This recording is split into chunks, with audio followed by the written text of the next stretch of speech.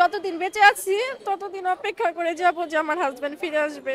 11 বছর তো পার করছি, ছেলে মেয়েকে মিথ্যা আশ্বাস দিয়ে বড় করছি যে তোমার বাবা আসবে, যে তোমার বাবা বিদেশে থাকে, কিন্তু এখন ছেলে মেয়ে বড় হয়েছে, এখন ওরা বুঝে। আমিও অপেক্ষায় আছি যে অবশ্যই আমার হাজবেন্ড ফিরে আসবো। কিন্তু ওইখানে একটা কুকুরেরও দাম আছে, কিন্তু আমাদের মতো মানুষের দাম নাই ওইখানে।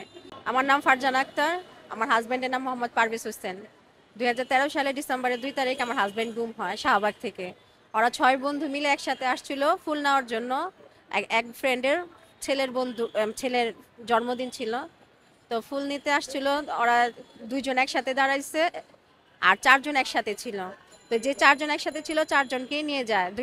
দুইটা মাইক্রো বাস আছে সাদা, এক এক গাড়িতে 2 জন করে নিয়ে যায়। যে 2 জন সাইডে ছিল ওরা দেখছে যে সবাই সাদা পোশাক ছিল, একজনের ডিবি কোড ছিল, এই জন্য আমরা জানতে পারি যে ডিবিতে নিয়ে গেছে। পরে আমি তখন প্রেগনেন্ট ছিলাম, তো আমি ওই দিন বের হইতে পারি নাই।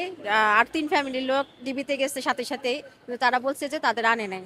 তো পরের দিন আমি আর বাসায় থাকি নাই, আমি বের হয়ে গেছি। আমি আসছিলাম ডিবিতে।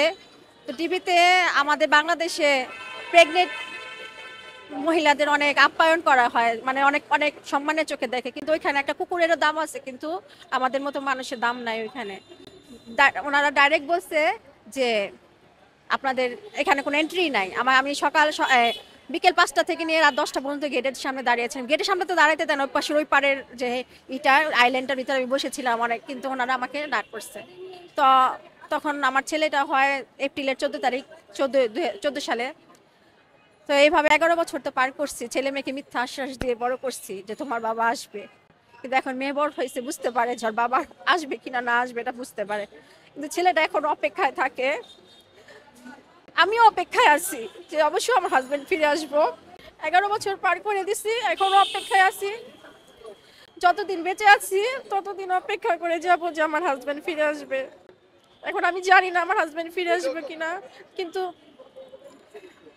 অনেকে বের হয়েছে, অনেকে বের হয়ে আসছে, তো ওই আশাবাদী আমি যে আমার হাজবেন্ডও আসবো। আমার হাজবেন্ড অন্যায় করে না, একটা দল করছে, একটা দল করা অন্যায় না, দল সবাই করে। এর জন্য কাউকে গুম করবে, নিয়ে যে মেরে ফেলবে, এটা হইতে পারে না। আপনার হাজবেন্ড কি দল করতো এবং কোন পোস্টে ছিল?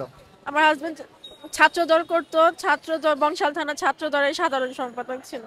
আমরা এতদিন অনেক কষ্ট করছি, বাসা থাকতে পারতাম না, আমি আমার শ্বশুর বাড়িতে যাইতে পারতাম না, কারণ থানার সাথেই বাসা।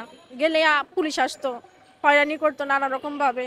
দেখুন তো দেশ স্বাধীন হয়েছে, সব কিছু ঠিক হয়ে গেছে, শুধু আমাদের লোকগুলো ফিরে আসতেছে না। আমি আমার ছোট বোনের বাসায় থাকি। একটা বড় বোন, 2 বাচ্চা নিয়ে ছোট বোনের বাসায় থাকা যে কত কষ্টের, এটা যার ফ্যামিলিতে হয় একমাত্র ও জানে। 2টা বাচ্চা নিয়ে আমি ছোট বোনের বাসায় আছি। রিলেশন করে বিয়ে করছেন, বিয়ের 5 বছর না যাইতে যাইতে স্বামীকে হারিয়েছেন। ফ্যামিলি থেকে কি বলে? কোনো নতুন ভাবে জীবনটা গড়ার কথা বলে কিনা আপনার ফ্যামিলি থেকে?